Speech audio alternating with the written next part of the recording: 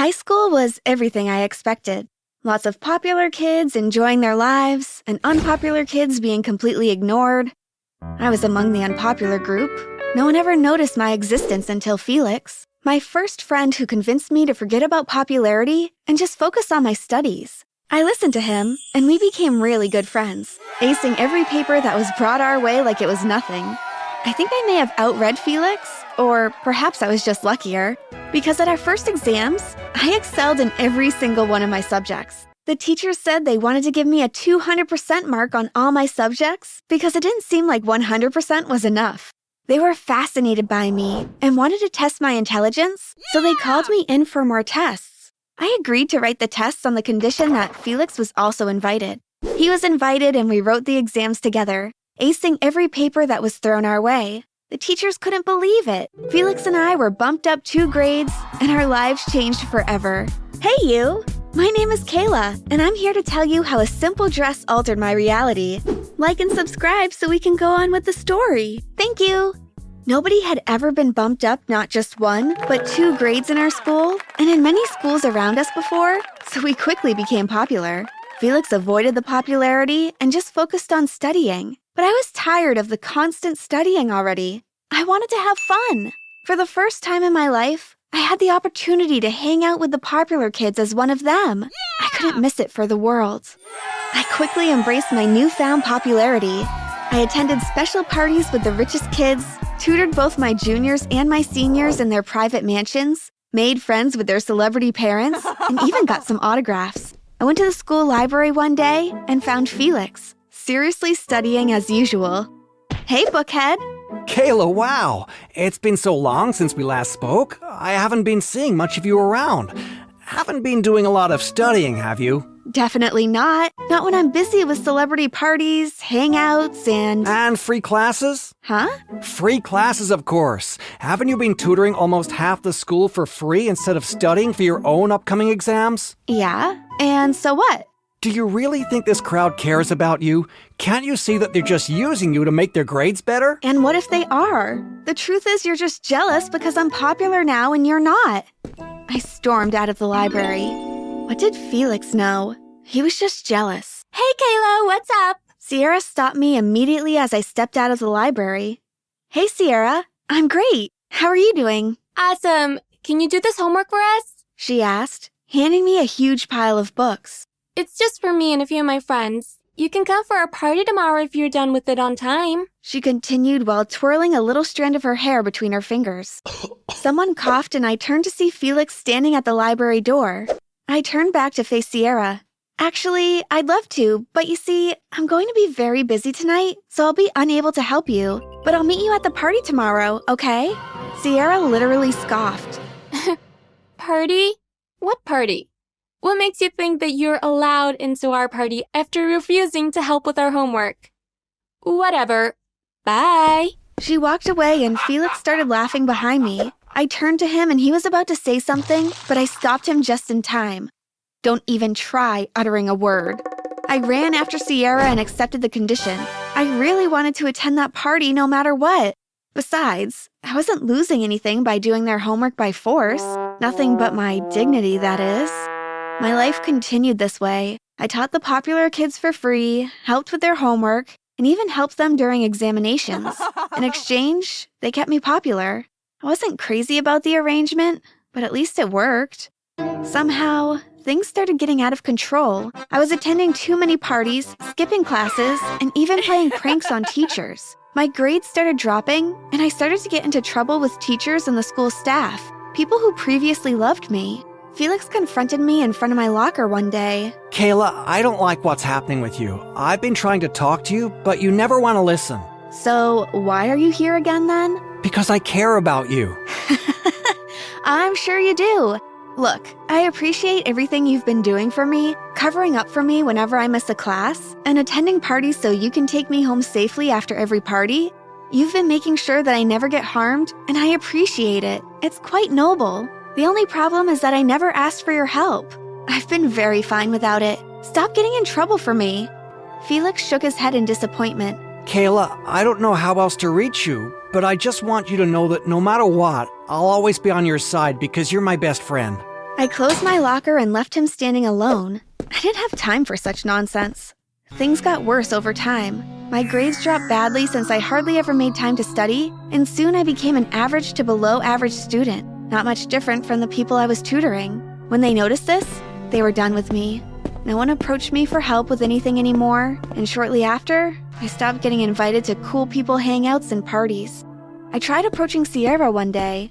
Hey Sierra, I want to host a party in my house this weekend, and I'll really appreciate it if you came. Sierra and her friends burst into laughter. Look, just get lost, kiddo, and don't approach me with this nonsense ever again. I ran into an empty classroom and started crying, but Felix was by my side in a minute, comforting me while I bawled my eyes out. It's okay, Kayla. Let it all out. I just can't believe they do this to me when I gave them my all. I gave them everything. I know you did. I just don't know who I am anymore. Can I tell you? What? Who you are. Yes, tell me please. You're Kayla Warrington, the first girl to be bumped up 2 grades at one go in centuries. The loyal friend who refuses to go up a ladder alone.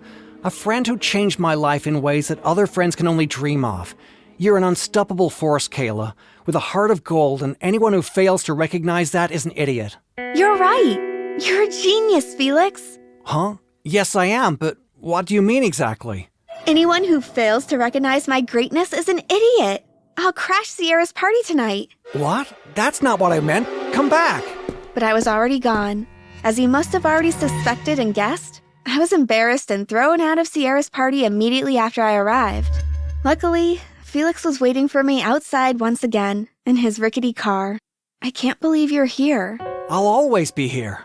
Felix helped me build up my studying habit once again, but it was really more difficult to keep myself on track than it was before. I remained an average student for some time, while I tried my best to get back my mojo. Felix didn't give up on me though. He did everything he could to help, and thanks to him, I was able to move up one step at a time. Over time, I tried my best to climb up the popularity ladder once again, but no matter what I did, I remained irrelevant, and this really affected my self-esteem. Felix always assured me that I was more than beautiful, but I didn't believe him. I continued looking down on myself. Prom finally arrived and I decided not to attend, but Felix and my parents kept trying to convince me. If you don't go to prom, I won't go either. And you know that prom has been my dream for a long time. Are you really going to allow me to miss it? Yes? Sweetheart, we've all been waiting to see you in a really pretty dress today. Please don't disappoint us, okay? I even have the perfect gown for you. It's the exact same gown that I wore for my first ever prom, just like you. It will look great on you. Fine, let's see it. My mom ran into her room and dug out an old but beautiful short ball gown, and I had to agree with their compliments when I checked myself out in the mirror because I was almost blinded by my own beauty and reflection. There was something about the gown. Once I stepped into the hall, everyone was in awe of my beauty. Everyone, both boys and girls, started struggling to spend just a few seconds with me, and I gave just a few of them the pleasure to hang out with me. I was even crowned prom queen that night. I totally forgot about Felix and enjoyed my prom night, but when it was time to go, there he was once again, waiting for me in his car outside. I couldn't believe it. That guy was really something. We spent some time studying and hanging out over the long break before a new school year finally began. After my experience at the prom night, I was ready to face the school year head on. I knew that it was going to be my year. To my surprise, when I arrived at school, the exact opposite of my expectations happened. Instead of people being crazy about me and worshiping me like they did that night, everything just went back to normal, with people ignoring me once again. No one apart from Felix behaved like I existed. I went back home that night and put on the gown. I was weeping, so I hope that sleeping while wearing the gown will remind me of how I felt that night and comfort me somehow. When I went to school the next day, everything had changed again. The tides had turned in my favor once again, and everyone was back to worshiping me. At this point, I realized that these strange occurrences had nothing to do with me, but absolutely everything to do with that gown. The gown had some sort of magical power that it extended to me whenever I wore it. After this astounding realization, my magical prom gown became my magical nightwear. I wore it every night to sleep, and every new day was filled with one blessing or the other. Another school year passed and I became the most popular and beautiful girl in my high school. I completely forgot about Felix's existence, and he didn't try to force his way into my circle either. He just stayed away and monitored me from afar. It creeped me out. After 1 year of sleeping with the magical gown every single night, it started getting weak, making me panic badly. After just a few days of me noticing its growing weakness, it ripped into two on its own. It was almost like it was tired of me and wanted to get away. Not wanting to give up on the only thing that gave my life meaning, I took the gown to different tailors to try to fix it, but the more they tried, the more it tore, until it finally tore to shreds almost paper-like. On that fateful night, I cried as I went to bed, spreading the shredded gown all over my skin. I could feel it in my soul. I knew that there was no life in the gown. I knew its powers had faded. I pretended to be terribly sick and managed to avoid school for 1 week until my mother dragged me to the hospital. The doctor tested me and assured my mother that there was nothing wrong with me, and I was probably just avoiding school. You can't figure out what's wrong with me because it's not something you can see, and it's definitely not your area of expertise. Young woman, I can't believe you'll go to this extent to avoid school. I want you dressed bright and early, ready for school on Monday. I can't go to school, Mom. Yes, you can, and you will. My mom dragged me to school on Monday morning and made sure I entered my class. I got to school, and no one could even remember who I was or why I was talking to them. I tried to convince my parents to send me to a new school, but all my pleas fell on deaf ears. I really wanted to feel the way the gown made me feel once again, so I decided to pretend like I was wearing the gown whenever I was in school or anywhere else. Once I made myself believe that I still had the powers of the gown, I was able to talk and act like I did previously. To my surprise, it worked, and everything went right back to my new popular normal. I realized that what I'd been lacking was confidence all along. The gown wasn't really magical, it just shone a light on what was already inside me. With my newfound confidence, I was also encouraged to read more, and my grades started getting back on track. I was reading in the library one day when I saw Felix's new girlfriend kissing another guy. I ran to tell him, but he didn't believe me. You just want me to be alone and unhappy once again, Kayla. Why would I ever want that? I love you. I didn't know when the words left my lips, and I was just as shocked as Felix when he heard them. I'm sorry, it's too late now.